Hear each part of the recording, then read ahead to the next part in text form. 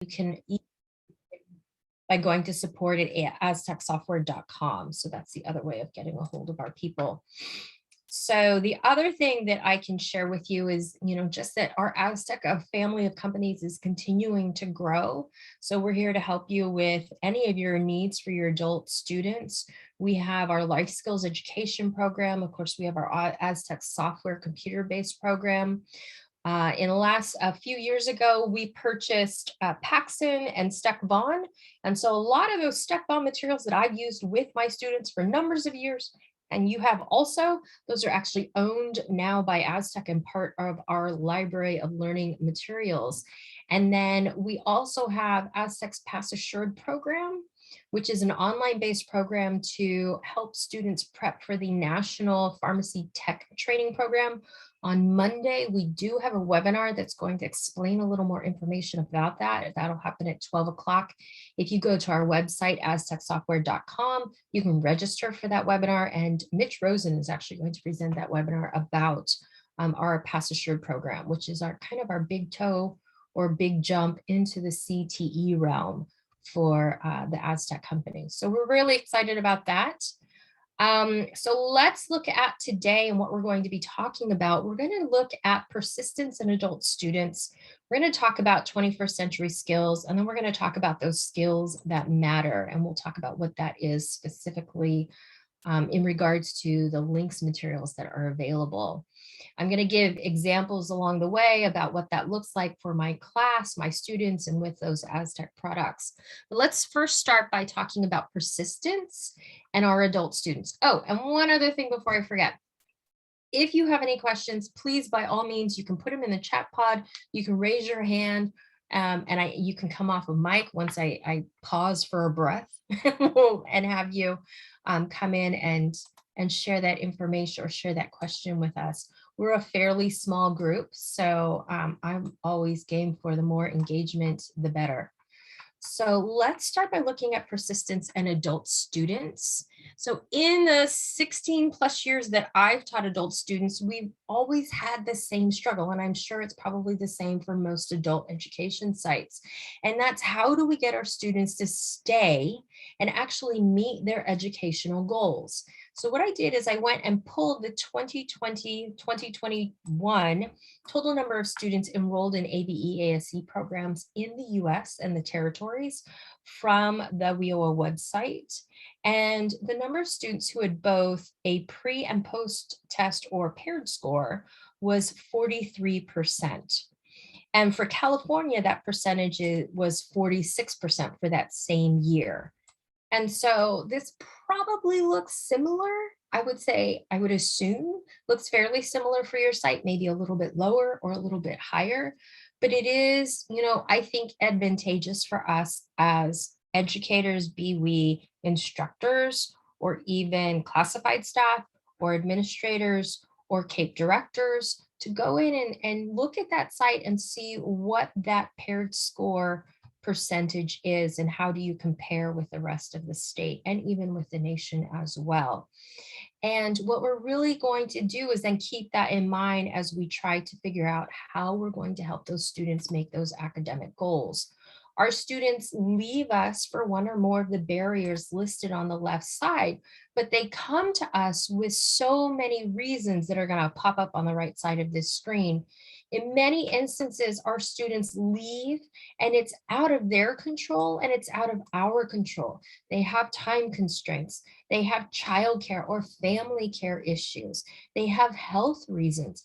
This year alone, and I started teaching this semester's class in the middle of August. And from the middle of August until now, which is sort of the middle of October, I have had 4 of my students give birth. Can I ask really quickly? We have a question in the chat. Is will this benefit ESL? So we are going to be talking about making the needs of students, of all students who stop in and stop out. And so yes, I would say definitely it will benefit ESL as well. Thank you for pausing. So sorry to interrupt. Oh, hey, not a problem. So like I said, I've had 4 students who have given birth in the last 2 months. Out of my 40 students, 40 plus students, I have 40 on my roster, but I probably lost about 15 or so since the beginning of the year.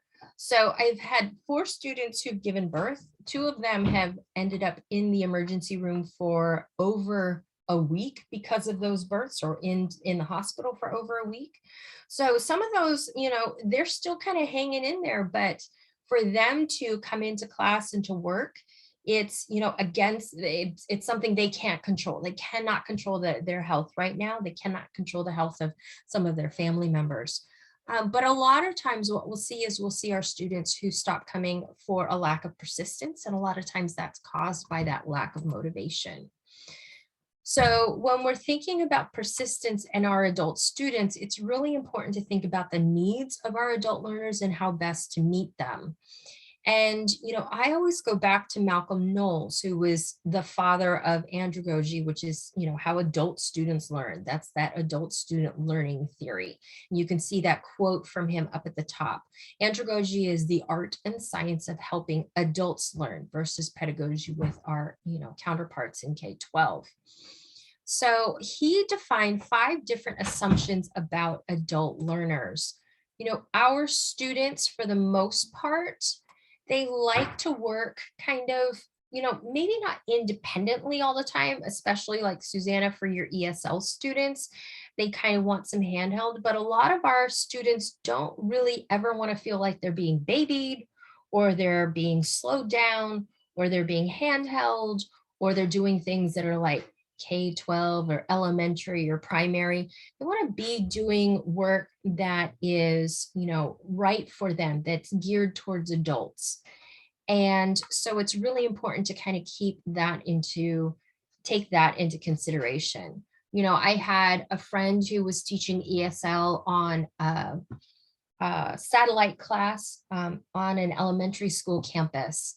And each year she would have her students go and perform like puppet shows for the kindergarten classes.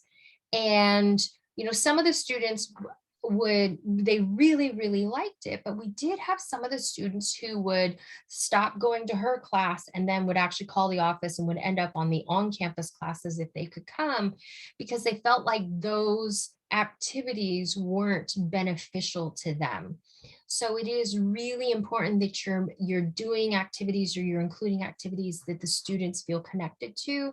They feel like they're working, that they can practice and do those things at home as well. It's really important that we take our students' life experiences into consideration. And this includes, how they learn and what they learn. So I'll give you an example, and I swear this is in my notes. I'm not just tagging this because of Susanna's questions.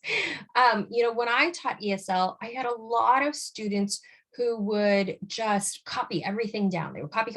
They copy down what I said. They copy down what I wrote on the board. They would copy down. Sometimes they would copy down, like I would give them a handout, and then they would copy out what was in the handout into their notebooks. And so, I repeatedly would say, like, I need you guys to put your pencils down. I need you to, pay attention up here. I need you to follow along as to what I'm saying, because I'm asking questions and you can't answer. You're not answering them because you're too busy copying things down. And so finally, we stopped and we had a conversation, and they explained to me that the reason they copied things down is because when they were in school, they said, students with very full notebooks, those were the students that always did well in class. And I said, that's great, but this is a different kind of learning that we're doing here. And so we had a conversation about, what was the purpose of the lesson that I was teaching? The purpose of the lesson was, you're going to practice your listening and then responding verbally. And so when we're doing that, I need you to not be focused on writing words down. I need you to be focused on the listening piece. And then I promised them, like, I'm going to make sure that you have the materials, or you have time to copy down what you think is important. But then also there's going to be time where you're just going to be listening and your pencils are going to be down.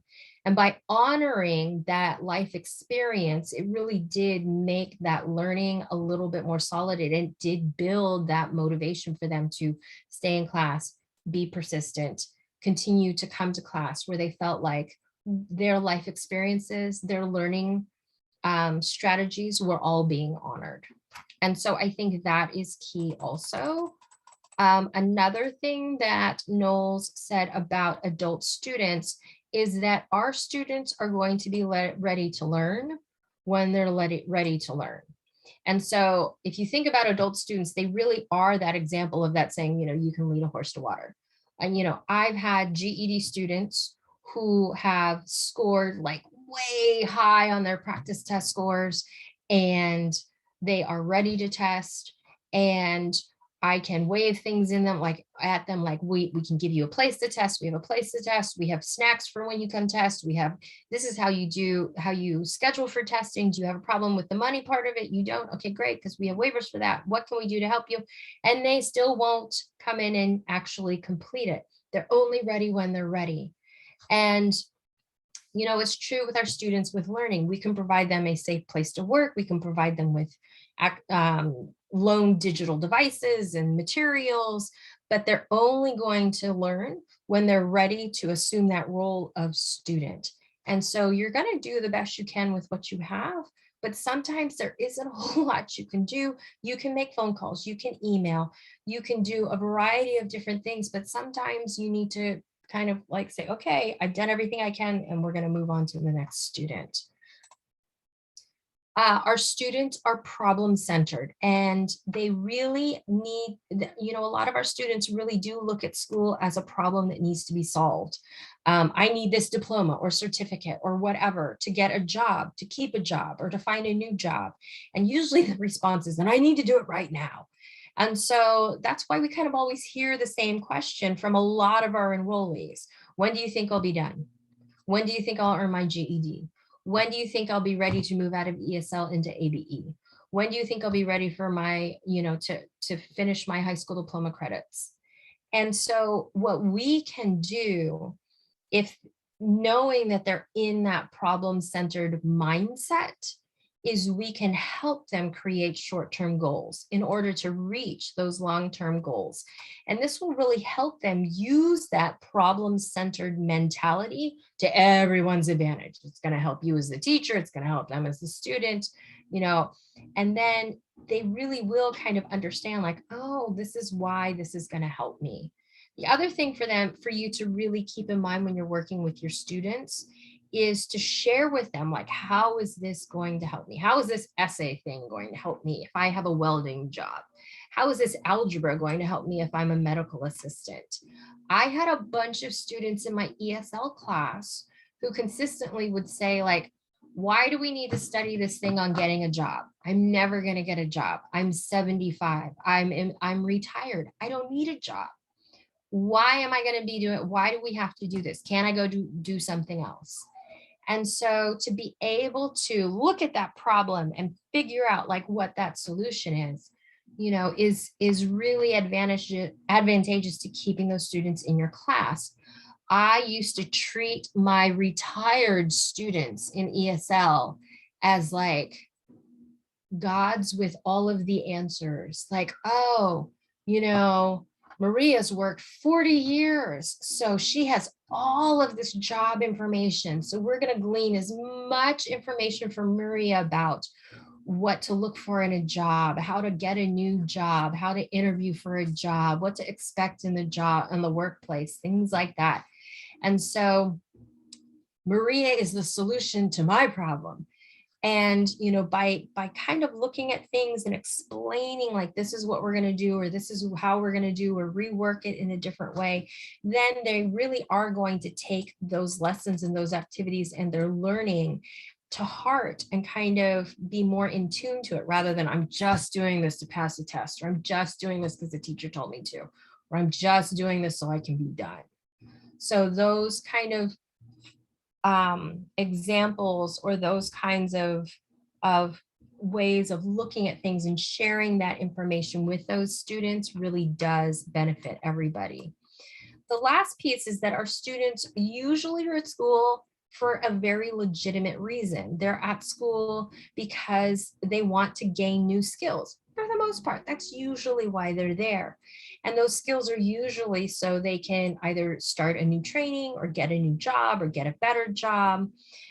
Sometimes, of course, it's to appease usually a person, maybe a parent. I've had a couple of students who are, 18 and right out of high school and haven't finished their high school diploma, and they're either there for their high school diploma or their GED. So they're just doing this because their parents said they had to go to school or they weren't going to stay in the house anymore.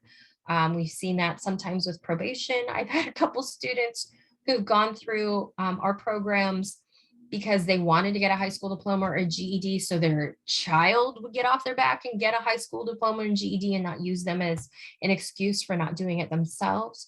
But whomever or whatever it is, it really helps to motivate the student to stay in class if the instructor understands what that reason is, takes an interest in that reason, and then, if necessary, maybe guides them to other reasons that the student can also have a connection to.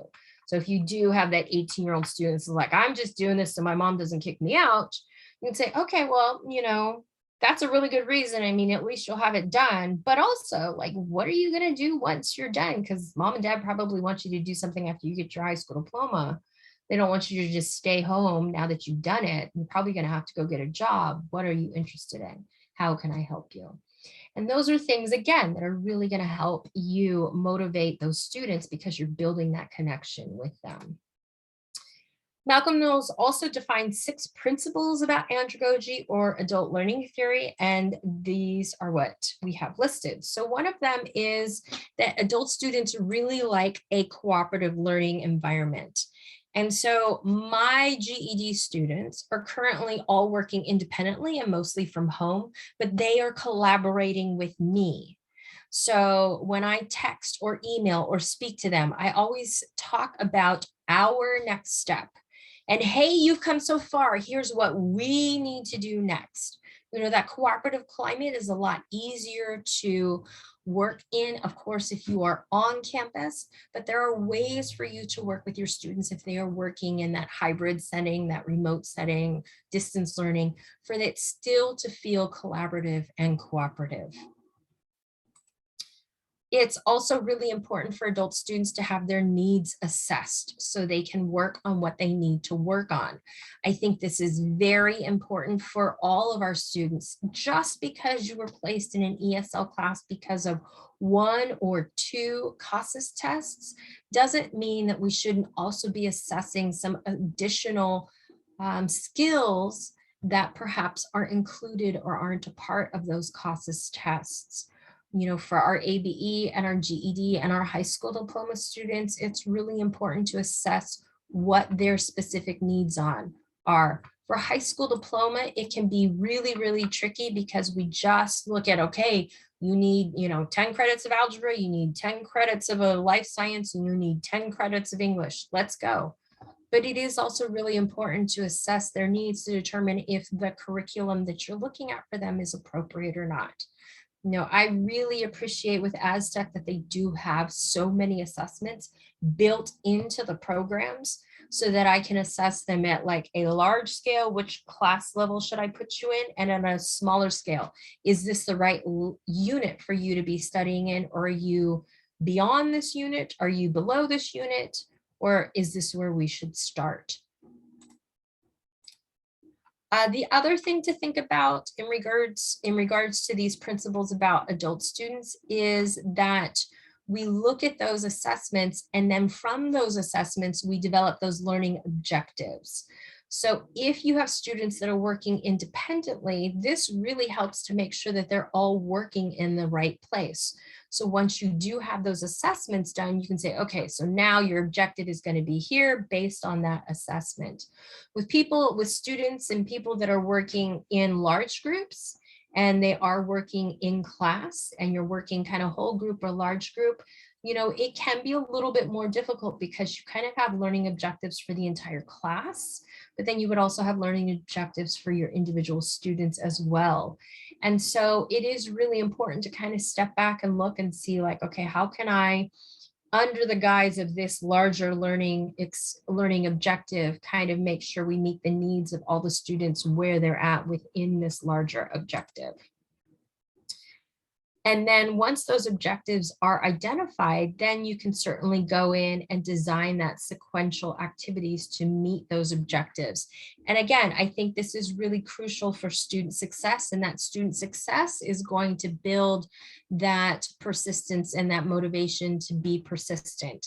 You know, I had a student who was struggling with proportions. She'd passed 3 of her GED tests because we had done that level, that number 2, we had assessed the student's needs.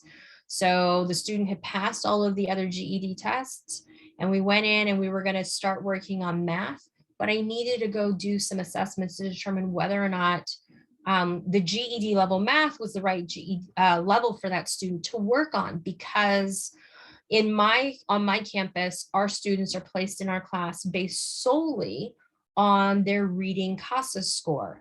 And so it doesn't really tell me where they are with math. And once we determine, like, okay, so we're going to work on math, you passed the other 3, we're so excited, let's keep moving. Then I realized, okay, she's struggling with proportions. Why is she struggling with proportions? She's struggling with proportions because she doesn't understand fractions.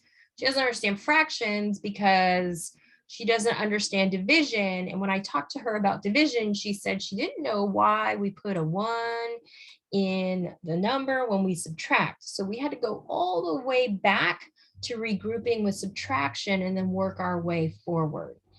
And, you know, that would be true again for our academic students. It's a lot of times it's true for our ESL students. There might be some gaps in there, either with, you know, writing in particular or speaking.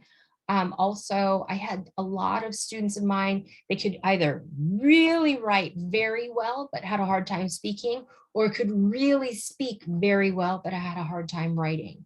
And so trying to figure out then, based on those outcomes from those assessments, what those learning objectives are and what sequential activities would be beneficial to meeting those objectives. And then when we look at working collaboratively with the learner with materials and resources, you know, for people who know me, I don't see anybody in the room that I actually, whose name I remember. So you're all new to me, yay. But I'm all tech-based. I love tech stuff so much. You know, hence I work for Aztec. My students are working on computers. We're working through Aztec. I use the system as much as possible with my students, but I also realize that with some of my students, the computer is not a great place for them to start. And so it's keeping that in mind and making sure that they understand that they have some different options, just to make sure that, you know, we get to those end learning objectives, and we'll figure out any different method or material or resource to get to that objective. And then lastly, it's really important to evaluate what you're doing as an instructor or a program or a site. Are our instructional materials and strategies and programs effective? What are our students saying about them? And what does the data say about them? I'm a huge proponent of looking at the data. I love the data very much. And looking to see what the data tells us. And so these are all different things that you can kind of keep in mind as we're talking about student motivation, student persistence. Okay, so questions so far, feel free to put them in the chat if you like. If not, we'll go ahead and continue, or you can raise a hand. Okay, so what we're going to do is we're going to keep Knowles's assumptions and principles in mind as we look at different sets of skills that have been identified as very important skills for adults to have in order to succeed in our world today. And the first set that we're going to look at are the 21st century skills, which refer to the knowledge and the life skills, career skills, habits, and traits that are critically important for student success in today's world, particularly as students move on to college or the workplace and adult life. Persistence is a skill that takes some time to cultivate, and telling students to just work more or work harder isn't going to help them build persistence at all.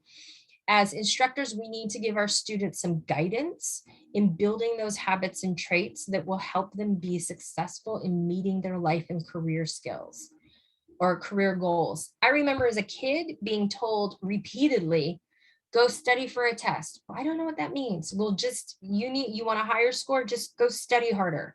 I don't know what that means either. We need to give our students some guidelines to understand how to build those skills.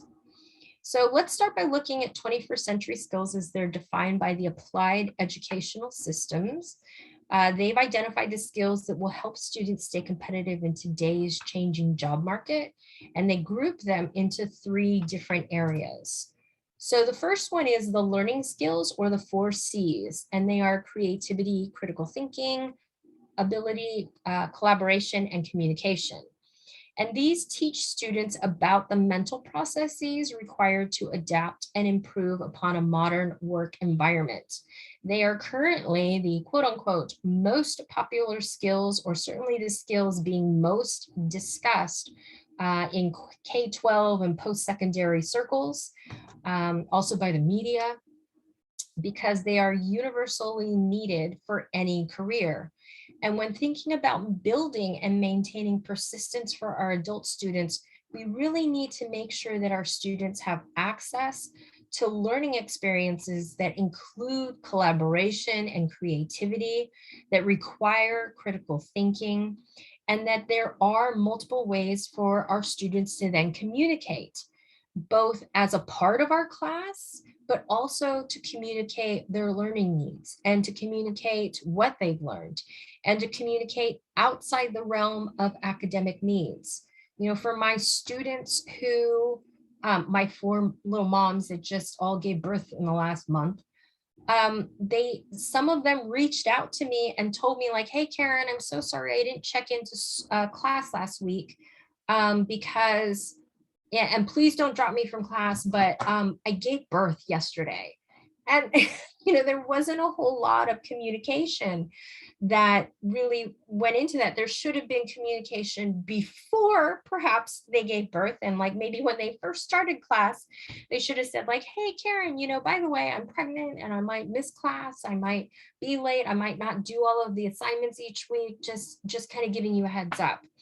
So we need to kind of teach our students, how to communicate with us. And again, for me, communication always leads to relationship. And for adult students, once you get that relationship built, they are much more likely to be persistent and stay motivated if they know they have somebody in their corner that they can communicate to about things like childcare issues or job issues or scheduling issues, health issues, and things like that.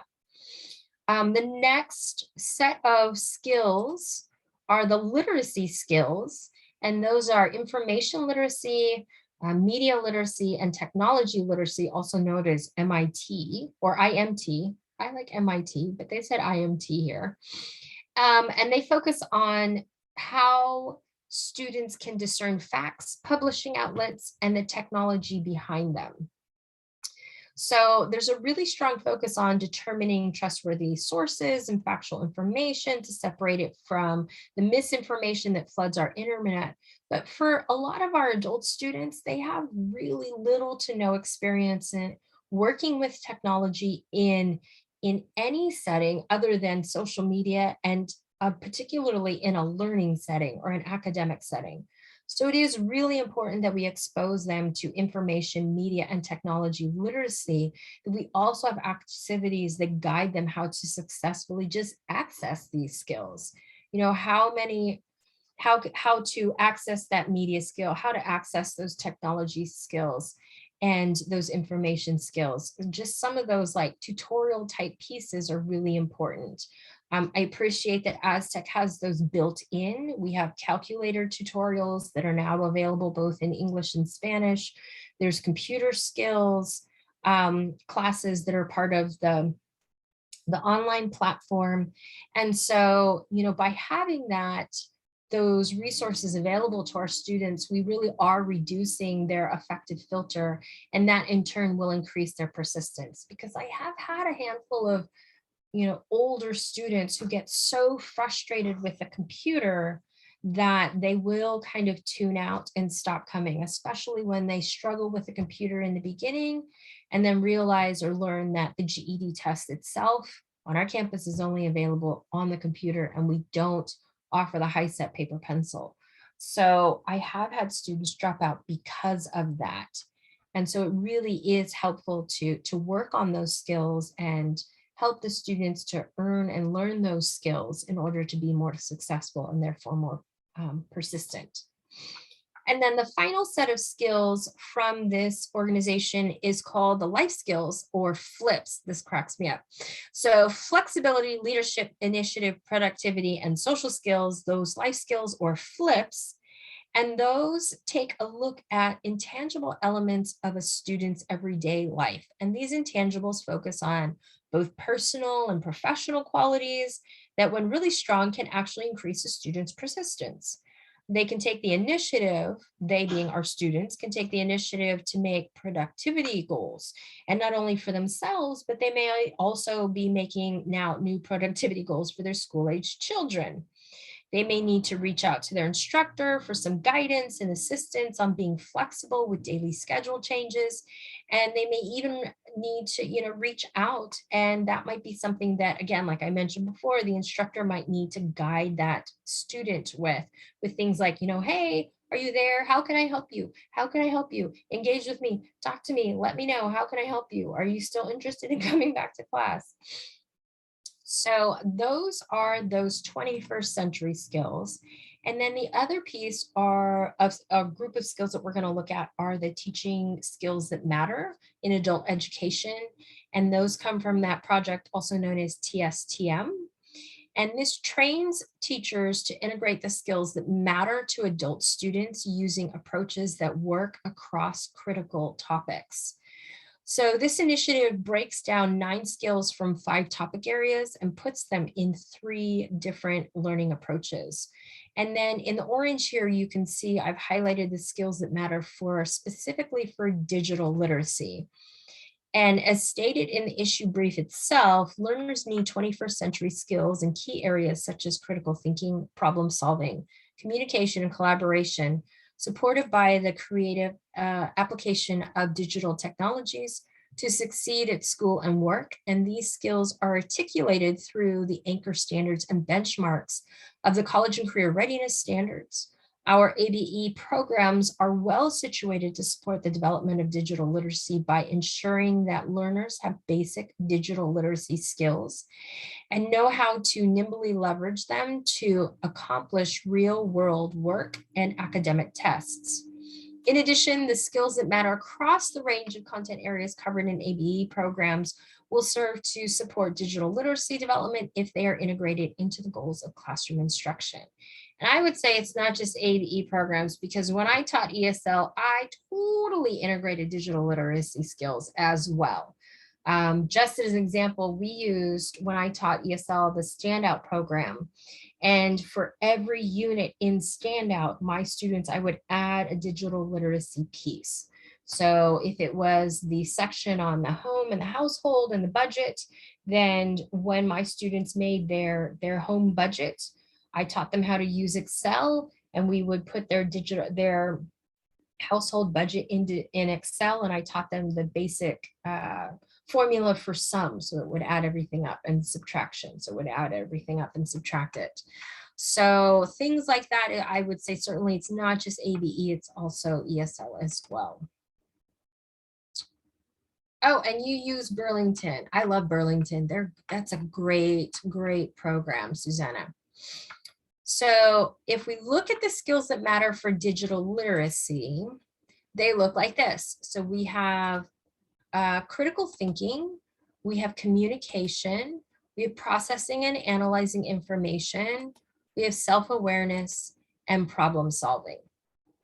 So those are the key skills for digital literacy that are defined by that skills that matter piece.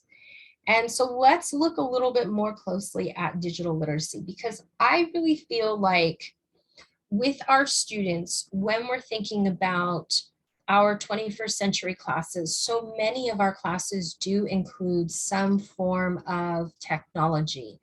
And so I feel like a better understanding of that digital literacy piece really is going to benefit those students in being more successful for the workplace. They're also going to better prepare them for those jobs. And so in building that persistence and that motivation, if you talk to them about like, hey, we're doing this program, and even though you don't feel like it's connected to you getting a job, by you continuing to work on a computer and use a computer, you're building those skills that will ultimately help you get that better job or keep that better job or move up the job ladder. And so by focusing on that digital literacy, I think it really is key. I also think that digital and technology sometimes can be a barrier. And I spoke about that before with our students who are older. You know, we never want that digital piece to be a barrier to their learning. And I know in some instances it can be. And so to be able to provide students with that support in that digital literacy, you know, we're really kind of helping in a variety of different ways.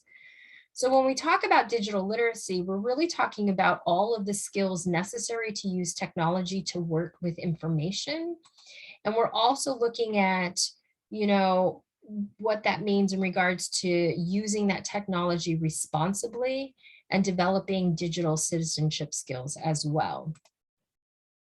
And so, you know, there are many different parts to that digital literacy, and you can kind of see here that looks like the same graphic, but actually they're different components. So those pieces for that digital literacy, those are those basic computer skills, that network literacy, digital problem solving, media literacy, and then information literacy.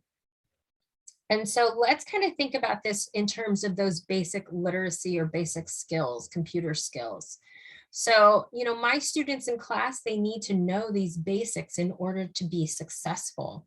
And sometimes my students, when they can't even do these basic skills, they a lot of times will get frustrated and just drop out. Last semester, or last year rather, I had a student, Tony, I have class Tuesday, Wednesday, and Thursday. Tony came in for 6 weeks. 6 weeks, Tuesday, Wednesday, or at that time it was just Tuesday, Thursday, we were coming on campus. So 12 times Tony needed to come in because he had a loaner Chromebook, and he needed to come in on those 12 times so I could teach him how to turn on this Chromebook, get logged in, and then find Aztec, and then get logged into Aztec and get started. It took 12 times of us walking through those steps every single time. And Tony's kind of like me in that if he has a written list of now do this, now do this, now do this steps, it didn't really help because he got lost. I'm more of a visual person and more of a kinesthetic learner, and so was Tony. So he needed to come in every day and have me like, now you go click here and I'm going to point and you're going to click, and now click here and you're going to point, I'm going to point, you're going to click. It took 12 times, but that was the way that made him successful. And in doing so, he's still working. He's still a current student this year, and he's progressing well through his classwork. But without those opportunities to be able to have that support, I think he would have dropped out. So some of the other things that your students might need to be able to know how to do are things like, you know, creating and finding files, opening and using those files, doing all sorts of different things with different programs, because just because you use Burlington or you use Aztec or you're using something else online, Edgenuity, doesn't mean that that student isn't also going to need to know how to use email or use calendars or use maps or other things like that. And so it's really good to be able to have those you know, different skills available for the students to learn. I have a great story for this too. I had a student who I had the students, they had to save files and they had to share with me their GED practice test scores. And so in my class, I taught them how to save the report as a PDF instead of printing it, and then attaching it to an email and sending it to me. And she told me during class a few months later that she had just gotten a job. And the reason that she had gotten a job is because she filled out the application form and then attached it to her email to the workplace, to the employer. And they said she was the only person that did that. Everybody else had to walk it in. And because she knew how to use email and attach documents, they gave her the job. So that was kind of cool. Builds persistence. So when we look at network literacy, this is something that, will assist our students as well. They need to be connected to things. They need to understand that connectivity really does assist them. And, maybe social media might help with that connectivity. In my class, connectivity kind of looks like this. We have our Aztec program, we have our online program, we have GED.com, they're connected to that. And then when they communicate to me, we're using Remind, we're using email, they're coming into class meetings. Those class meetings are either through Zoom or they're in person, so that we have our own network. And by having the students have all of those different means to communicate and work with me and work with their program, that really does build that persistence, because they can find a way to communicate with me and a way to work with a program that best meets their needs. Problem solving is also really key. Your students need to be able to problem solve online. If they can't problem solve online, then that is going to be a problem for them, that they might decide, I can't problem solve this. I need to communicate, or I need to just stop coming because I can't figure out how to do that. Problem solving with my students also looks a little bit different. If you think about, for the students, they need to complete the content, or do they need to problem solve? And I always tell my students, they need to be problem solvers. It's not just completing the content. They're coming from K-12. If they're coming from K-12 from a year ago, 5 years ago, 20 years ago, 40 years ago, it was, how many assignments do I need to get finished in order to get a diploma, or in order to pass this class? And now what they need to do instead is they really need to make sure that they understand the materials. They need to understand the facts. And so it's not just, did I get the right answer? There's no way to cheat the GED. You can't cheat and just get the right answer just by going like, it's A and then C and then B. Or that one, it's always C. If you don't know, just choose C. It's not going to work for the GED. So having that kind of a conversation with your students will also kind of help them better understand like what they should be expecting out of their work and they should be expecting of themselves. So talking about those everyday literacies also will help. If you're working with your students, if you're asking them questions, having them make meaning of things, that will really additionally help them with that problem solving piece.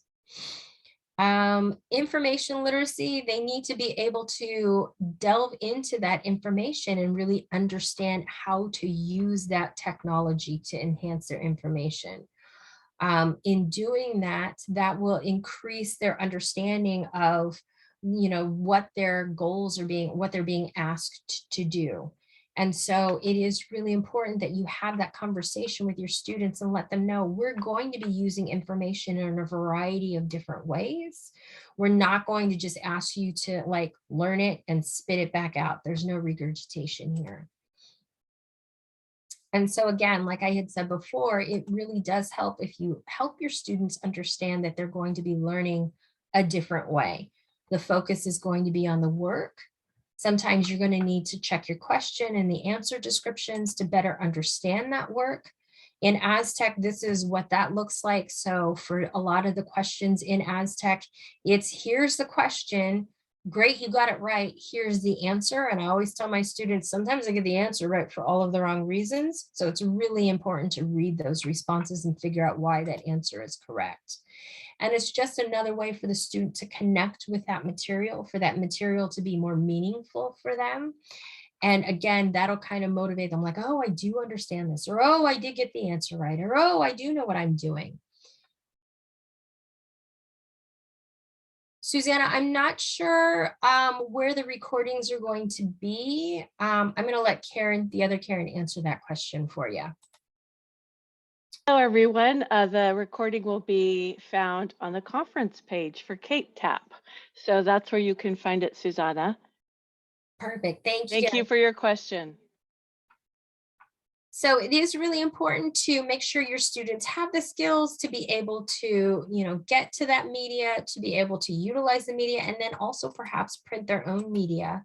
So, by tying what they're learning to current day materials like news articles, journal articles, and other things, that this then, makes those presentations and essays more fresh, but it also makes them more meaningful to the student. So if we look at just, why is that digital literacy so important for our students? It is a critical component, I would say more of, not just adult basic education, but really all education for our students. I think that, where we are right now with the variety of different programs that are available out to students, then most of them have a digital literacy component. So it really does support or accelerate their acquisition of the knowledge. Of course, it is a part of our CCRS and our benchmarks. It's tied to those 21st century skills. And, students that don't have these skills, it might impede them or prevent them from not only their career path advancement, but then also their advancement in their academic goals. And by impeding or preventing those goals, that's where that lack of persistence and motivation is going to spring up. So of course, our digital skills are really important. We need to make sure that, our students have them to be, well-rounded citizens and to be able to assist or to move through our current days. So what's really crucial is that they understand some of these components. And one of them is navigating skills or navigating systems. So here's an example of something I did for my students in regards to navigating systems. This is our Aztec, just a screenshot of a page, but I share it with my students. They need to understand how best to get through our system. And in teaching them how to navigate through the Aztec system, it really does take that effective filter down so they can focus on the learning materials. If they get frustrated with the way that your program works, be it Burlington English or Aztec or Edgenuity, and they can't seem to figure out how to navigate through that learning system, you might want to find some ways to get them there where they need to go. And so this is just something that I did with my students.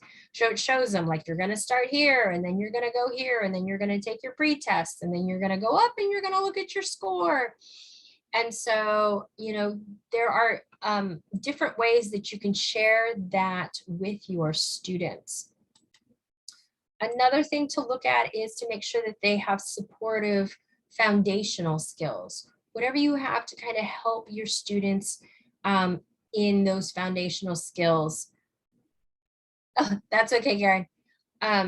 Especially with those digital skills. So what can you do to introduce your students to tech? And to really your program as a whole? You need to have space, patience, and small steps. They need to have short-term goals, things like how to learn how to turn on and log on to your computer. That was a big thing for my student Tony. How to use the mouse pad if they're using a Chromebook and they don't have a connectable mouse like a traditional mouse. I can't stand the little mouse pad thing that's on the Chromebooks. I always have to have a connectable traditional mouse. It's just too hard for me to use and do the things I want to do. You might need to face some of the how-tos. And that was the thing with Tony. He needed to come in for 12 weeks. That was his deal. They might need to have help setting up an email or Remind, which is what I use for connecting my students. They might need help navigating through your online program, if it's Aztec or what have you. Sometimes this includes student-written step-by-step checklists like that piece before, or literally just a checklist. It's like, now do this and now do this. And you might want to have those instructions all on a website. I have a website for my students that also has class-specific videos. How to use the GED practice test voucher as a voucher and not a coupon. How to share your scores with me as a PDF through an email, things like that. And so by having those things available to students, it kind of lowers that effective filter. And when that filter is lowered, then your students are more likely to stay on and keep on working.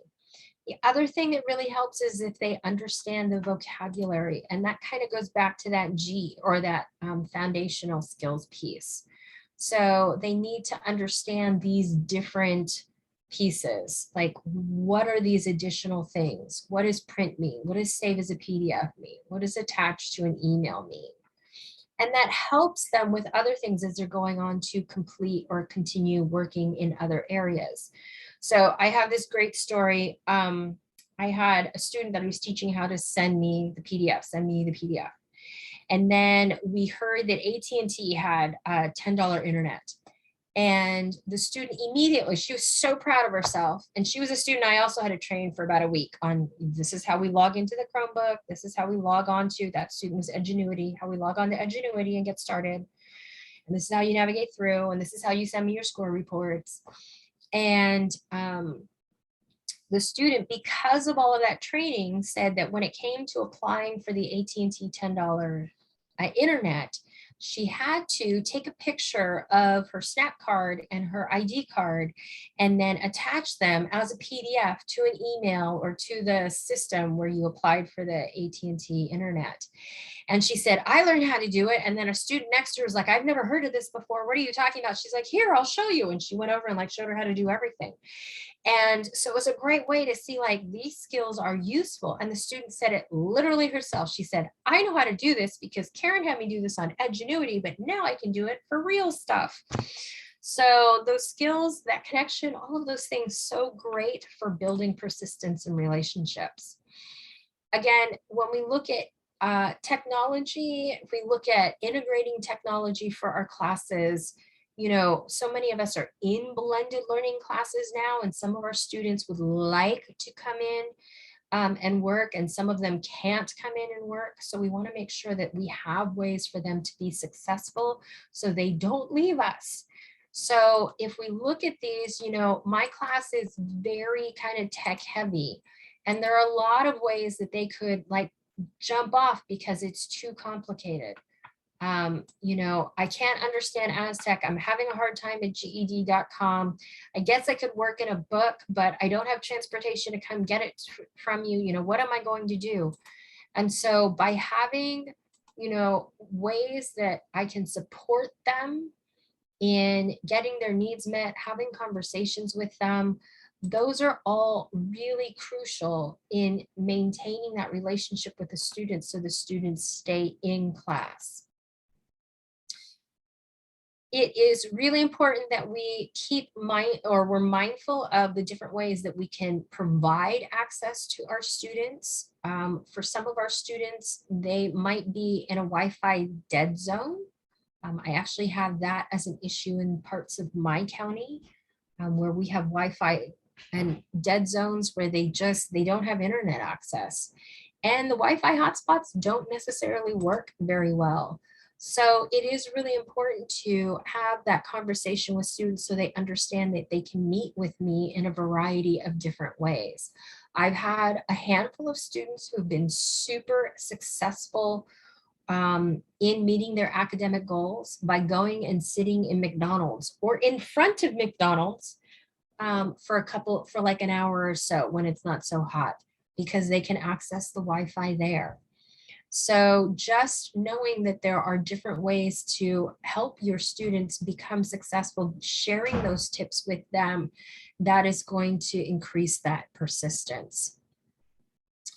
Also making sure that they're using, you know, technology that's relevant, making sure that they're utilizing things appropriately. This is one that I'm working on with my students and also with my children. If you don't know the phone number, but you know somebody's going to be calling you about information from a job interview, you need to pick up the phone. So you need to make sure that they understand how to use those technologies. I need to sometimes brush up on new technologies. So I need to be aware of that in order to be successful in these variety of different ways. This can become, you know, start with direct instruction, but it doesn't necessarily have to. Sometimes it could be videos or other things. We just need to make sure that the students are supported, that they understand that vocabulary, that they have time for, you know, to be able to work independently. You can't always be helping them over their shoulder. Towards the end of those 12 times with Tony, I was like, okay, do you know what to go next? Do you know where to go next? Instead of my saying like, now click here, now click here, now click here. And then, again, what's really important is meeting your students where they are. And that's true for everything, for digital literacy, for their work in general. When I talk to my students, we always say like, wherever you are is where we are, and that's where we're going to start. So some of your students aren't going to need all of the necessary digital literacy or the pieces that you might have available for folks, but other times they will. And so it is really important that you are meeting those students where they're at and you're working with them on their areas of need. So with that, do we have any questions from the group? Are we all good? Oh, and I have Derek here. So Derek just put in the chat pod. He's our local rep in California for Aztec. If you do have any questions in regards to Aztec products or programs, you can certainly reach out to him here, or you can take down his information. You can contact us. There we go. On our website, there's Derek's information. Sorry, I hit enter. It's too Nope. soon. And there it is. Everybody. I did too. It's a common. So I think sorry, it's common everyone. comprehensive. Nice to see everybody here today. And yeah, just feel free to reach out if there's any questions about anything at all, or if you want to dig in on a certain program that we offer. Okay. So Any questions? Any questions from anyone? Very good presentation. Thank you so much. Thank you, Lynn. Thanks, everybody. We'll turn. We wanted to thank you. I wanted to thank you, Karen, for your presentation and your time, and thank you also, Derek, for sharing, Papa, for sharing your Aztec software with us. Please don't leave without the evaluation and giving us your feedback. So hope you all have a wonderful rest of your summit. Thank you. Should we go ahead and end? Yep. All right, I'm going to end the recording here.